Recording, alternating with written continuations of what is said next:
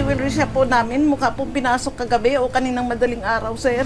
Pagkabigla ang sumalubong sa mga empleyado ng isang mall sa Ozamin City sa unang araw ng 2024, inabutan ng mga pulis na bukas at limas ang laman ng isang ATM machine.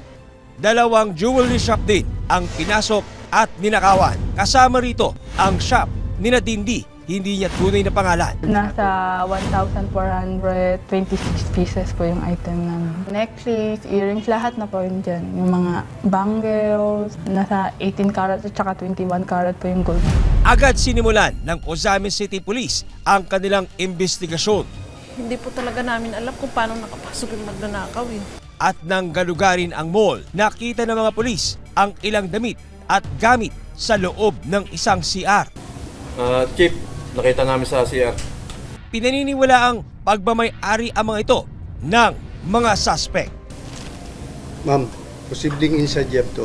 I-lockdown muna natin ang mall, baka nandito pa yung magnanakaw. Sige po. Patingin na rin po ng CCTV nyo. Opo.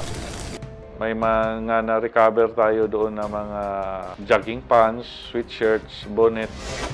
Nung una, inisip ng mga pulis na posibleng inside job ang nangyaring panluloob. Nilockdown namin yung buong store at nakipag-coordinate naman yung may-ari ng mall. Hanggang isang butas ang nadiskubre ng mga pulis sa may food court ng mall.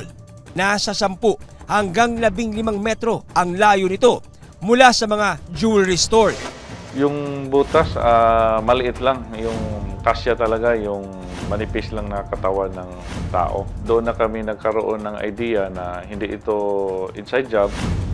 Ilang ebidensya rin ang nakuha ng mga pulis. Meron tayong na-recover na hacksaw blade doon sa mall.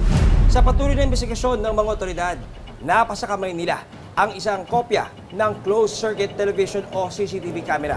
Ano ang matutuklasan ng mga pulis sa kamera?